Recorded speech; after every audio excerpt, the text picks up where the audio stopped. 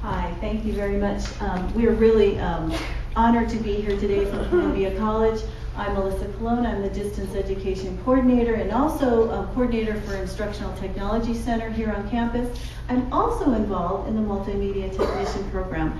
We know that multimedia is one of the fastest industries that's going on, not only in the state, but globally. And we also know that social media has a big impact on the multimedia industry. So we're really happy to share some information with you about what the college is doing as far as social media. You'll hear a lot from my colleagues here today as well. As the Distance Education Coordinator for Columbia College, I get to talk more.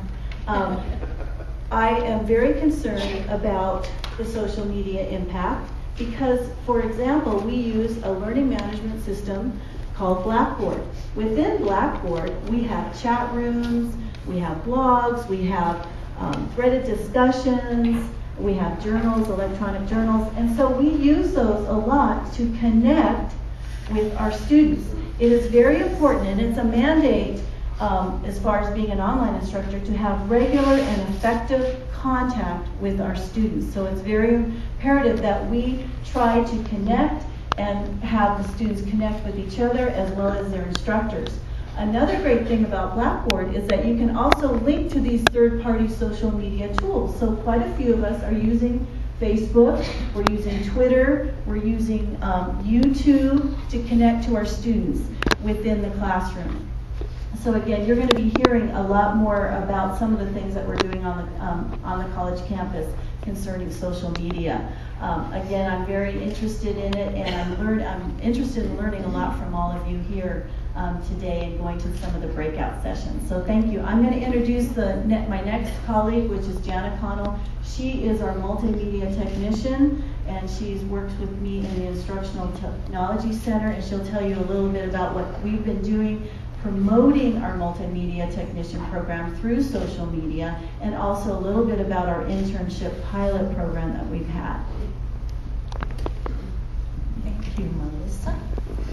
Hi, I'm Jana Connell. Melissa said I'm the multimedia technician. You might wonder what that is, but what I do a lot is help students and faculty and staff learn about multimedia and other multimedia projects such as PowerPoints and everything. I built the Facebook page we have here, which we really enjoy, and as you can, well, you can't see, it says we're at the M.I.S.T conference on it. So I posted that through the iPad I have, and multimedia and social media pretty much go hand in hand. They're pretty great together.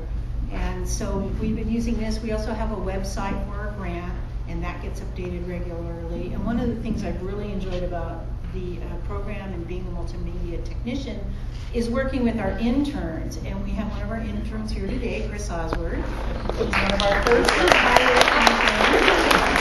He's been absolutely phenomenal in video and doing other things for us in the multimedia program. So we've really enjoyed that. And multimedia is the way to go. We've been tweeting about it, we've been posting on Facebook, and I hope everybody's doing the same. And our next colleague up here will be Schultz, one of our instructors. Can you hold the mic closer to your mouth, please? Yes, thank you. I wanted to talk to you from maybe a slightly different perspective. I'm a faculty member here at Columbia College, and I teach a variety of computer courses, including some of the courses in our multimedia program. And so, of course, not only are our students already using a variety of mobile devices and social media cloud applications and many of the things that our speakers have already mentioned this morning, but also a lot of the students are not. So we're in an interesting position when we're actually in the classroom trying to be creative and find ways that we can use social media.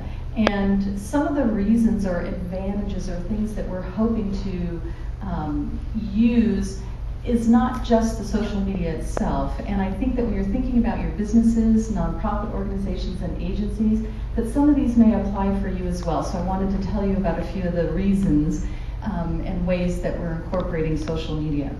Obviously, social media and computer technology in general requires lifelong learning.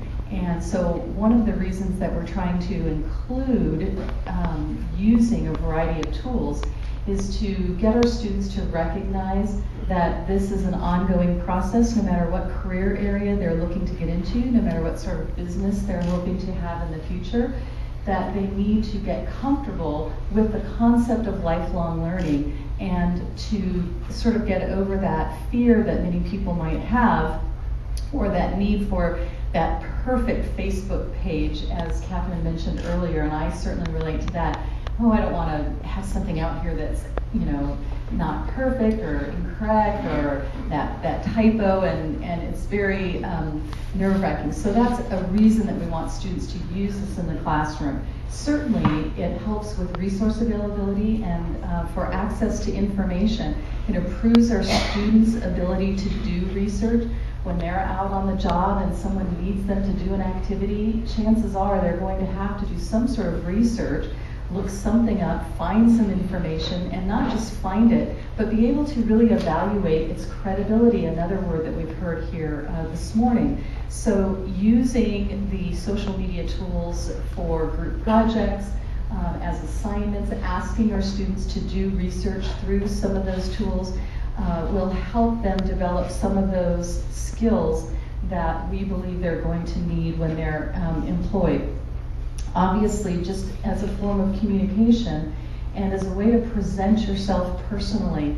This happened as soon as we made our multimedia Facebook page for the multimedia program. We have student work out there, and one of our students posted a comment that was very, what should I say, student-like. It was using a great deal of sort of slang, and as soon as I read it, I thought, okay, here's a learning opportunity. And we immediately contacted the student and said, this page for our multimedia program might really be looked upon as a portfolio for you in some ways. People might see your work out here. They're going to be reading your posts, and we need to keep that in mind when we're communicating using this media.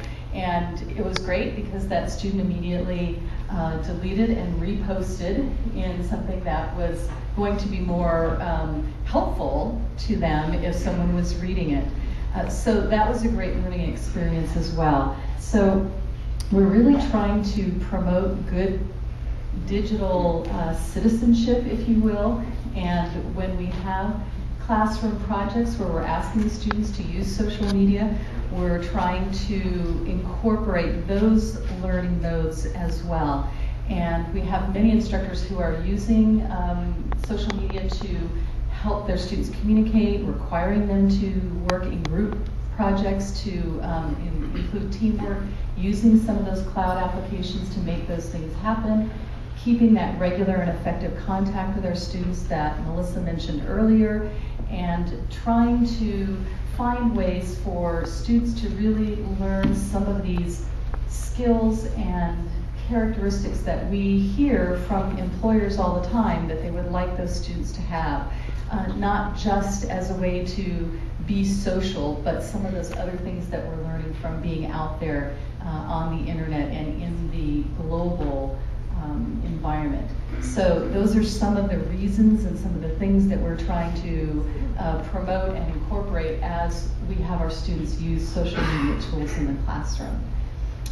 Finally, I'd like to introduce our last speaker, which is Judy Reiman, who's in our office technology discipline, and she would like to talk specifically to you about one of her programs that uses social media. Thanks.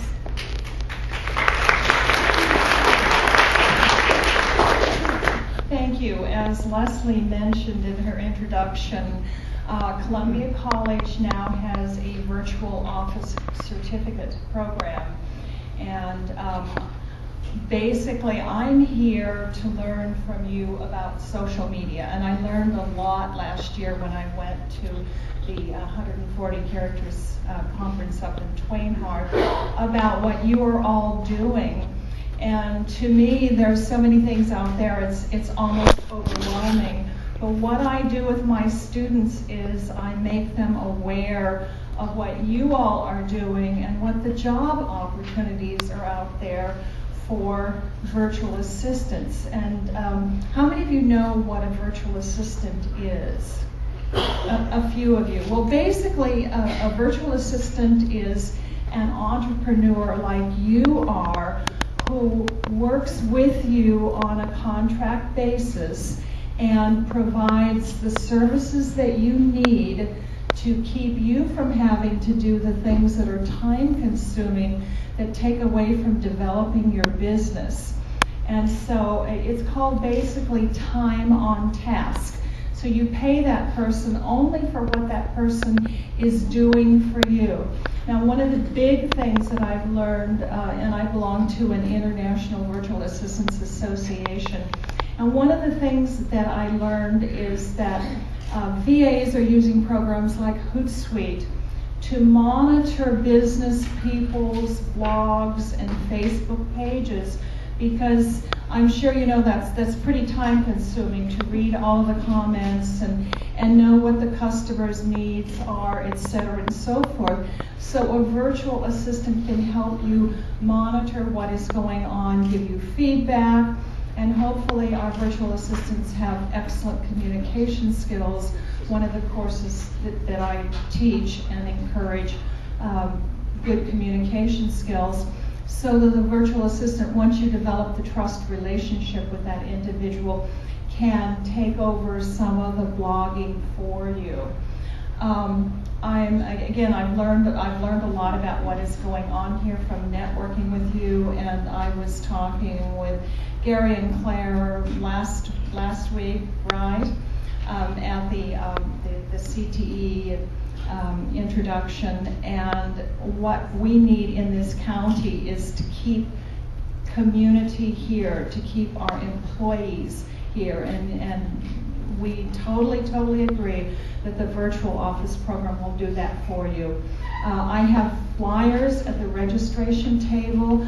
Please pick one up. Let people know that I'm kicking off an introductory class in the fall, and I'm out of time. So you can contact me and ask me questions about it. So please share the information about what we're doing here.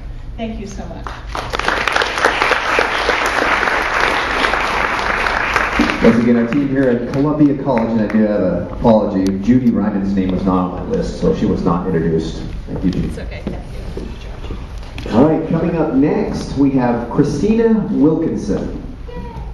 Yay, she has a band in the house. Yay.